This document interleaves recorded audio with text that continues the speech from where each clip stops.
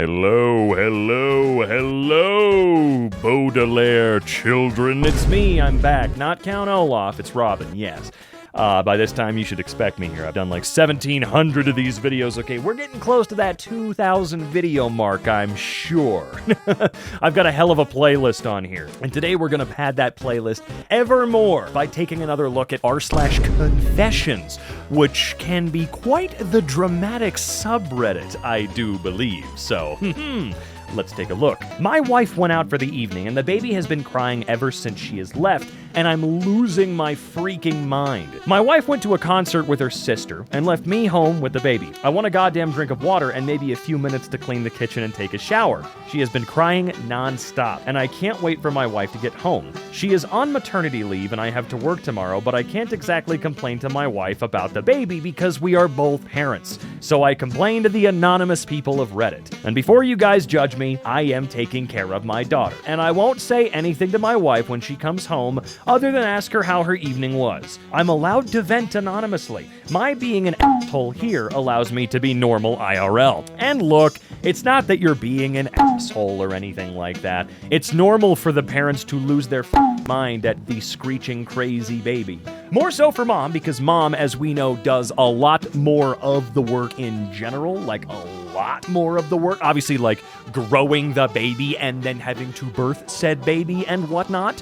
But look, you're totally normal to be like, yeah, I'm losing my mind. This baby is crazy, man. I am glad that you are persevering and doing what you are supposed to do as a parent, but also letting her go out and have a little bit of goddamn fun. That's nice. Hopefully you continue to do that for her sake, because that's going to be very appreciated on her end as time goes on. I can guarantee you that. So good on you. You can keep yelling into the void. It's very cathartic. It is very therapeutic. It's very helpful. It's much, much better than letting it fester and turn into some kind of dumbass explosion on your partner or otherwise. Just remember, the more time she spends with you, interacting with you, the more you become a safe space for her, almost as good as mom for the soothing quality.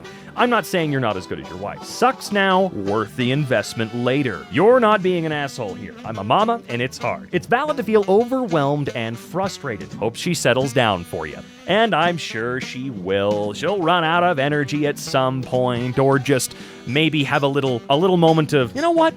This is a little ridiculous. I'm being ridiculous right now, because babies can do that, you know. They're very smart. I got the last laugh today against my brother and his wife. Oh boy, I shudder to think what the hell this could mean. During the 2009 housing crash, I purchased a 4-bedroom home for $350K in Newport Beach. It's now valued at $1.75 million. That's cool. I let my brother and his wife move in, and they pay enough rent so I make a bit of money and the mortgage is covered. I could rent it for $7,000 a month but charge them $2,500. I mostly did it for my 3 nephews. They go to a good school and live in a very good area. Plus, I get to see them a lot. I do not get along with my sister-in-law. Recently, she and I got into an argument about moving in her sister and husband. I said, absolutely not. I'm already subsidizing your rent, and I'm not going to subsidize your families too.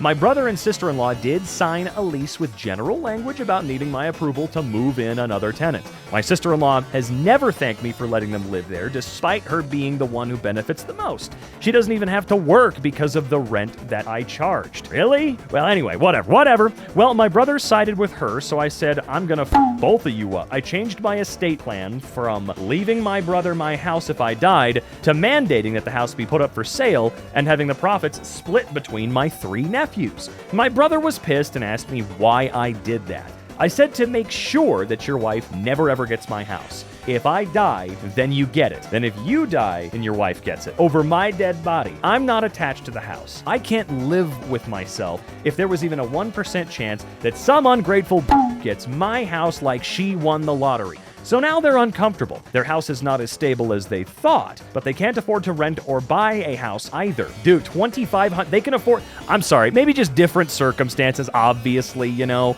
I know you could charge $7,000 a month rent or whatever, but like $2,500 a month is a ton, man. I mean, I don't know what the average mortgage is, but I do know that the mortgage in the home I live in is about $1,700, and that's a pretty big chunk, man. Maybe it's just, I don't know, the last few years it's worse than it is before or whatever, but damn, they can't find any other home at all for that price. I guess not in the state that you live in. I don't know what state Newport Beach is. I just don't know. I don't know. But geez, that's kind of a crazy scenario, dude. Make it so the money sits until they go to college or reach age 21, so she can't make excuses to get into it. I made it 25 years old. That's fair. 25, not bad. I've manipulated my husband by strategically sleeping with him for more than 20 years. You. All right, what does that actually mean, though? I mean, I see a joke here, obviously, but there's got to be a little bit more to it, though, right? Like, just a tiny bit more. I've been married for going on 30 years. Many years ago, I realized that on the weekends, if I got up in the morning and did whatever I needed to do, made breakfast, took care of the kids, cleaned, etc., my husband would just stay in bed all day and watch TV. If I wanted to take the kids somewhere or suggested we go shopping or hiking or hang out with friends or literally anything, my husband would say he's worked hard all week and he wants to just relax. So we do nothing all weekend long. But if I started the morning by sleeping with him, shortly after we're done, he'd get up, take a shower, and be ready to conquer the world. So if I want to have a lazy day at home, I get up and do whatever I want. But if I want to go do something, I sleep with him first thing in the morning. I know I'm intentionally manipulating him, and I don't actually care because I feel like he's getting what he wants, and so am I. Look, I haven't been married for 30 years. I don't plan on being married, really at any point in my life anymore. But this doesn't seem like a problem. I feel like if you brought up like I noticed this pattern, he would probably go, "That's pretty crazy. Keep doing it." I don't think he's gonna give a shit. And if it's not something that's actively upsetting you or some sort of negative influence on you in any way, cool. As you said, you're getting what you want, and you're assuming that he's getting what he wants, and it seems like it's working. Which it's kind of crazy that that's energizing him, though. I figured that would only stand to, I don't know, make him lazier and sleepier or whatever for some strange reason. But no, if it works, it works, man. Noticing a behavior pattern and finding a positive way around it or to modify it like this really doesn't strike me as manipulation. I'm pretty certain your husband would feel the same way. Being in a relationship is supposed to be mutually beneficial, and I feel like you nailed it, no pun intended. Plus, I'm sure you're having a good time with this idea too, okay? Sure, like you said, you get what you want, but I feel like, during the act, you're probably not going, "Man, this sucks." As long as everyone gets what they want, I see no issue. His penis? I agree. Penis? I accidentally started a year-long prank war with a total stranger, and they have no idea that it's me, okay? You've got me hooked. Now reel me in, my friend. It all started with a simple mistake. I was at a coffee shop, distracted, half awake, and when the barista called out Jake, I grabbed the drink without thinking. A few sips in, I realized my mistake, but it was too late. Some poor guy named Jake was probably inside wondering why his caramel latte had vanished. The next day, I walked in and saw a sign near the register. "If your name is Jake, double check your order." I should have let it go, but something about it made me laugh, so I decided to keep the joke going. I started leaving cryptic sticky notes around the shop that said things like, "Jake knows." Asked the barista in a hushed tone if Jake had been in today, and once even wrote, "Thanks for everything, Jake," on the community chalkboard. Sometimes I'd order under his name and tip extra, just to confuse him. Over time, the barista started talking about Jake like he was some kind of local legend. And I have no idea if the real Jake has any clue what's going on. I don't even know who he is. But at this point, I think I'm in too deep. Jake, if you are out there, I'm sorry. But also, are you okay? I don't think you've ruined this man's life. Hell, you know what? He probably stopped going to the coffee shop, or at least this coffee shop, after his order disappeared. I know that might sound petty, or it might sound like I'm making the guy out to be a petty jerk or something like that, but people kind of do that, One negative interaction or negative experience, while it shouldn't, does cause a lot of people to just off. It really does. So Jake probably has not been in since that day at all. And the fact that they brought it up and said, "Hey, if your name is Jake, double check your order," or something like that, I don't know, it makes me feel like he might have complained and annoyed the baristas or something like that. I don't know. I'm looking too deep. It doesn't really matter, but I've just just got a sneaky surprise. He doesn't show up anymore, you know? But whatever. This is one of those rare, perfect examples of a mostly harmless prank in which no one gets hurt, harassed, or traumatized for social media clout. Aside from the mistakenly stolen coffee that was the true innocent bystander in this situation. Jake, if you're out there, please phone in. Let us here at EmKay know if you're doing all right. And also, make sure to actually talk to OP because he's the one that actually called out to the void in the hopes that you're doing all right. We hope you're all right out there, Jake. We all love you, man. The worst mistake I ever made was telling people that I had won the lottery. Oh God, did you actually? Or did you just tell them that? Because man, either way, you're screwed. You did. I won the lottery about 7 years ago. Between my annuity and profits made from investments, all net, I get shy of about $800,000 a year. I don't like you. I'm just kidding.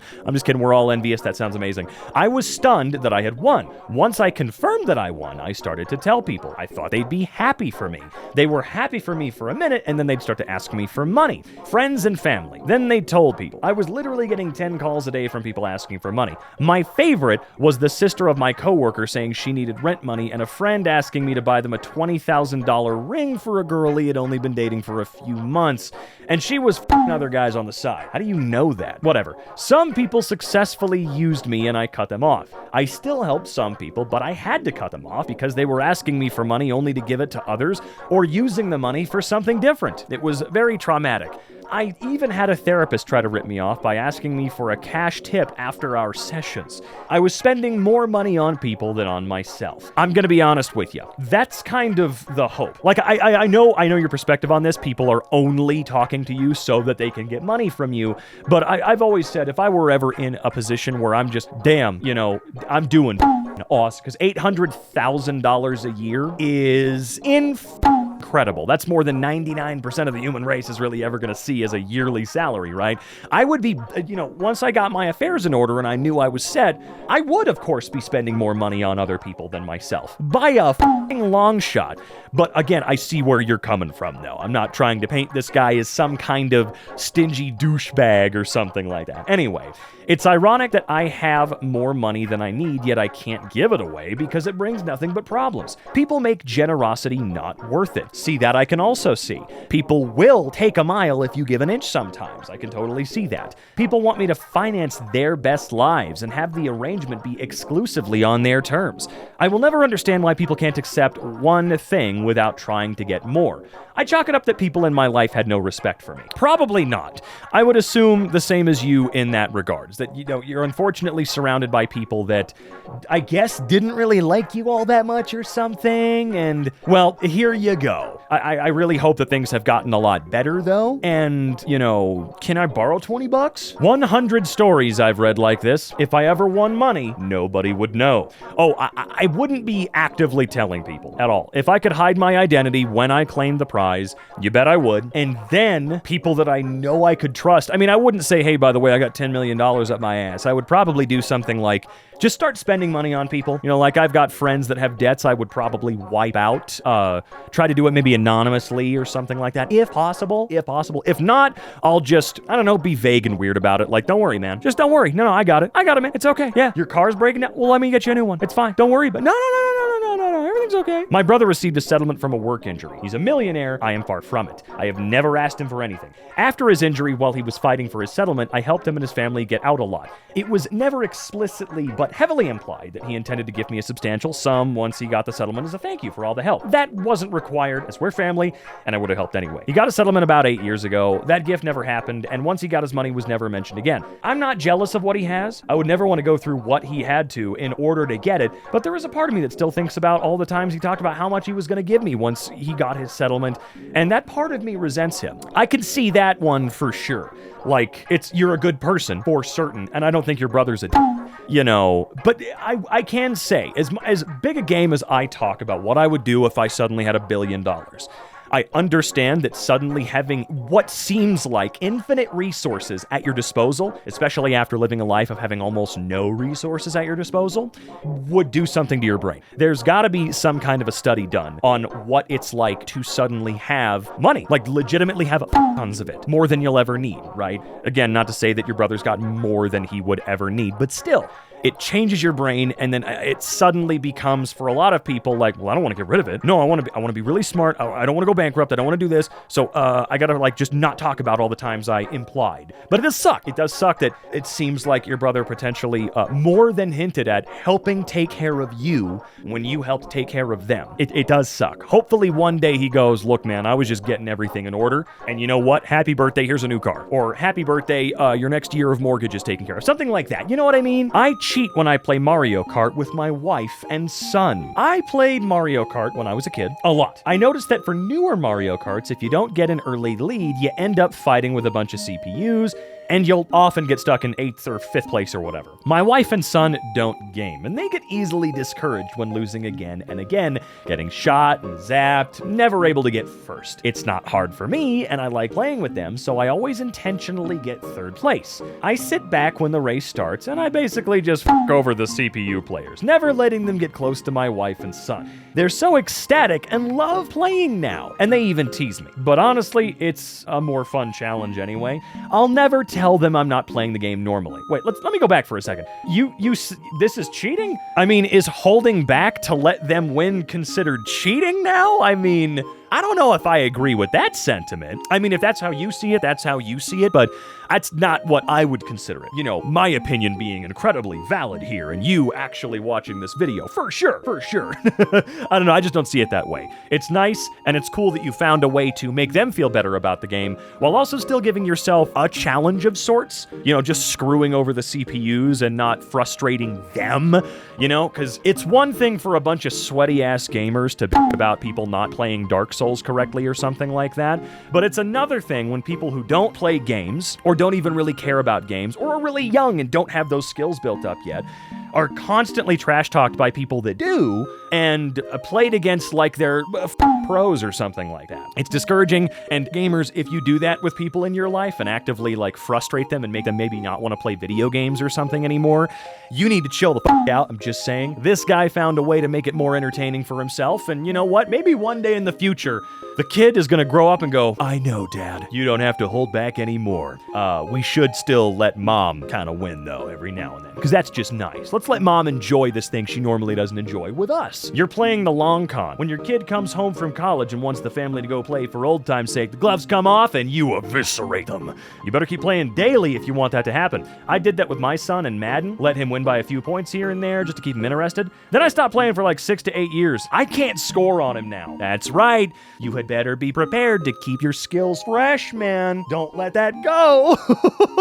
Keep practicing, and one day he will have to earn his place in this family, in this household, by finally dethroning you. I kept my promise to my mom that I made 20 years ago. Oh boy, what's the promise? My mother didn't help me pay for college or any expenses. Ever since I was a senior in high school, I worked 2 jobs so I could pay tuition. If that wasn't bad enough, she started to ask me to help pay for rent. My mistake was being honorable by helping her with rent, whereas my siblings didn't, or they didn't go to school or work. I knew I was subsidizing them. In my junior year of college, I needed my wisdom teeth removed, and my mom had never given me my health insurance card from her job. My jaw was killing me. She was so evasive about it. I called her HR to see if they could get me a copy of the card, and they said my mother removed me off of her insurance plan. So for 6 months, I had no dental or health insurance. Instead of a $400 copay, I ended up paying $3,500. I had to get care credit and make payments. The f***ed up part? I couldn't afford to be put under, so I just got Novocaine, which did very little to help. That wasn't cool, and even worse, that she didn't tell me that she did that. So I told her that I will not help her when she gets old. 20 years later, my mom is declining and definitely needs help with everything. She relied on my other siblings, but they have their own families. I'm single, without kids, and have disposable income and work from home. I was asked by my siblings if I would help my mom with groceries, doctor appointments, and even taking her out for strolls. I said no. My mother knows why I won't help her. She never apologized or offered to help me pay to fix my teeth. No matter what anyone says about my choice, my mom's choice to take me off of her insurance is way more fucked up. Not that it matters much, but I can now authentically forgive her. I hope. What a messed up situation all around. I know that what you've given us here in this story is what is our business. The rest of it, not really our business, okay? But I am very curious if there was ever a reason. Did you ever confront your mom and go, hey, why the did you do that? It doesn't, because to my knowledge, it does not benefit you to remove people from your family's insurance, right? I mean, did she get like 50 extra bucks a month back on her paycheck or something? What was the part there? Because I tell you, my mom never even for a second thought about removing me from her insurance until the day I was legally required to be removed from it, which really cool. That's a thing here. But what was the goddamn reason? You were doing all this work to help out, not just her, but your siblings, and she took you off. I don't know. That's insane. That's just absolutely insane to me. Hopefully some things can be reconciled. I really do hope that, but keep that promise, I guess. She made her bed and now she has to sleep in it. I don't know why your siblings can't help. Seems like they got a free ride compared to you, and plenty of people help their parents even when they have families. They should be willing to help her. Seems like they just want to take advantage of you. I'm assuming you're the oldest? Good on you for not giving in. Yeah, that's the other part is the siblings. Why aren't they helping at all? What's their problem? I mean, you can have a family and still do stuff. That's very possible. But sure, it's a little more difficult, for sure. But it does sound like they just don't really give a shit about their mom in the same way she didn't really give that much of a shit about you. They just won't admit it or anything like that. They want you to do all of the goddamn work because why should they have to?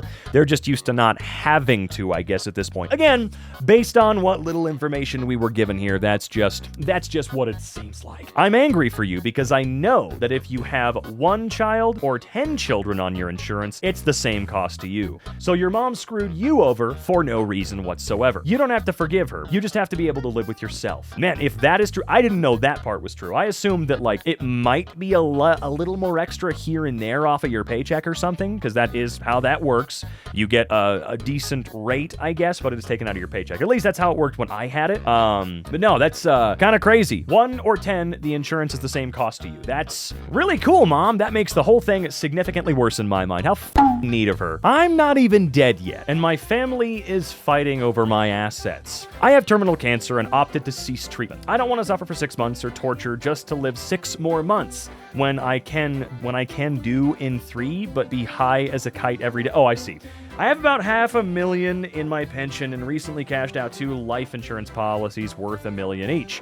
Damn, you could do that with a terminal illness? Anyway, originally my beneficiary was my niece, but she found and there's no way I'm giving a tweaker $2.5 million. Probably a good call. At first, I thought my family cared about me, but they were just jockeying for my money. I've never heard the term jockeying before there, but all right. They've gotten to the point where they openly badmouth each other to me and fight like cats and dogs. The worst is my sister-in-law. She wants that inheritance to pay off her debts and their family home because she's planning on divorcing my brother. My other sister doesn't need the money and would probably spend it on her spoiled kids. My other sister is a loser and her kids are all messed up. Her daughter is the tweaker. Ah, I see. Okay. If I leave it to my mom, then she'll give it to my siblings. I have an aunt who doesn't want the money. I told everyone that they will all get a piece of the pie, sister-in-law included. Reality is, I'm not leaving them. I'm leaving it all to help Ukrainian kids. Man, I hope you're still here. Because goddamn, I hope you miraculously make it out, man. Unless you've already given all that money away. I'm kidding. That would probably make you crack a smile, okay? That is probably the best course of action. It seems like they're just gonna do all with it properly. Have you thought of donating a large portion now so that there's less for them to try and fight probate for? Because they definitely will fight your will. I've known of some people leaving family members as little as $1 so that they can't say they didn't get anything. I wish you the best for the rest of your days. Yeah, I've heard that same thing too. I feel like we've all heard that a little bit over the years that I've been here. That, they recommend that you leave them at least $1 or something really small, so that way there's not really any way you can contest well, they didn't leave me anything. They forgot about me. They just completely forgot. Well, no, they didn't. They left you $1. They left you a rug in the basement that they didn't want anymore. That sort of, I'm not at all smart when it comes to legal stuff, but that's just what I've heard. I got a paternity test on my son behind my wife's back. Dun dun dun! down. This one kind of sounds like a soap opera twist moment. What do we get? What do we got? Show me the good stuff. I got a paternity test on my son behind my wife's back. 2 years ago, we had a baby boy, and from the moment he was born, I felt like something was off, and it was obvious. Our child didn't look like us. Now, I get that children don't look like parents often, and you have to wait to see how they look later, but this was different. My son was blonde, blue eyes, with very fair skin. Uh-oh, it's not me. I didn't do it. I am Mexican. My wife is Colombian. We both have a slightly darker skin tone. Think Salma Hayek's complexion. Okay, I can see it.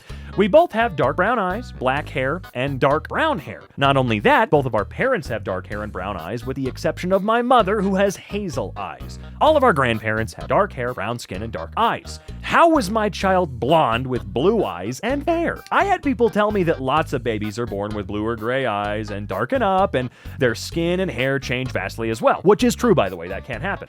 So I waited it out and assumed the child was mine, but here we are, 2 years. And if anything, his eyes are more blue, more blonde, and lighter skin. Oh my God, your son's getting white. Your son's turning white. No, okay, anyway, sorry. He does not look like us. I started getting comments on how he must be the mailman's son or some weird looks or jokes.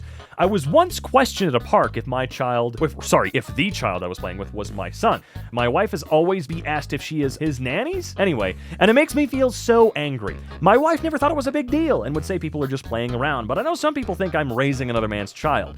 It started to wear on me. I had no reason to think my wife cheated on me other than his looks. It was eating me inside, and I took my son to get a paternity test without telling my wife. Well, turns out he's 100% mine. I was so relieved. I wanted to show this to anyone who made comments or joked about my son not being mine. That night, I casually asked my wife if she would have been now the secret's spilled, dog. Mad if I got a paternity test when our son was born, and she reacted very offended that I would even consider that she cheated on me. She said it would have affected our relationship negatively, knowing I couldn't trust her. I played it off that I was joking, but now because of the test, she was correct, and I had no reason other than the way he looked. Now I have replaced the feeling of doubt of my child with guilt. Now I feel like an insecure asshole. I don't know if I should tell her or keep this locked away forever. I can't entirely blame you for this, although I guess it doesn't really... Like, if my son didn't look entirely like me or like mom, usually you just take that up to, a recessive trait or something like that that's just been carried down for generations in the family and just BAM! There you go. I feel like that was probably more likely. But I can see how someone that doesn't know about genetics, 99% of us really, would probably go, yeah, no way, my wife totally slept with another guy. Well, I reckon that you learned about recessive genes. He sure did, folks. I've been pretending to be a far-right extremist to show my family how stupid they sound. Title sums it up. Helps that I have an anarchy tattoo because I'm far left. Adds to the far-right persona. I've grown sick of my family's MAGA rhetoric, so I decided that I'll pretend to be extremely far-right to make them as uncomfortable as they have made me. Maybe it'll show them how ugly their views are. Here are some of my talking points I've used throughout the past few months. Elon's a dirty immigrant. He's not even a real American. He's a filthy foreigner. He needs to get the out of government and go back to Africa. Look at this DEI hire. Kid's got brain cancer and gets the job over a more deserving white man. A bullshit. Why do I have to send my money to Israel? They mistreat Christians and nobody wants them. They've been kicked out of 109 countries. Don't you think there's a reason for that? For the record, that's a lie floated around among anti-Semitism online. Jewish people weren't actually kicked out of 109 nations, but my dumbass MAGA family won't fact check that. And finally, my personal favorite. For reference, most of my MAGA family members are old and rely on social media. I can't wait until they take the Social Security away from these old They're just takers. They take and don't put back in. If they need money that bad, get a job. Freeloading pieces of shit. All of them are parasites that don't know hard work. That's the gist of it. I feel bad for some of the groups and individuals I have to speak ill upon to keep this persona, but it is what it is. I admire your commitment to this bit, but people that think that way, they're probably just gonna go, yeah, hell yeah, brother. I'm sure that some of them get a little bit like, well, you gotta calm down, man. It's not that serious right now, stop it. But none of them are gonna ever see what you're trying to show them, unfortunately. They won't. And it's not because they're actual dribbling, drooling morons like we think they are. It's because they don't want to be embarrassed. They do not want to be wrong because it's embarrassing. And in that fear of embarrassment, they will actively plug their ears. La, la, la, la, la, la, I can hear you. They won't do it. They'll give up all the benefits that they have worked their asses off their entire lives. just to be correct and keep their head down in the sand. I admire your work. Hopefully it gets through to them, but I don't think it's gonna. Any community that gets its laughs by pretending to be idiots will eventually be flooded by actual idiots who mistakenly believe that they're in good company.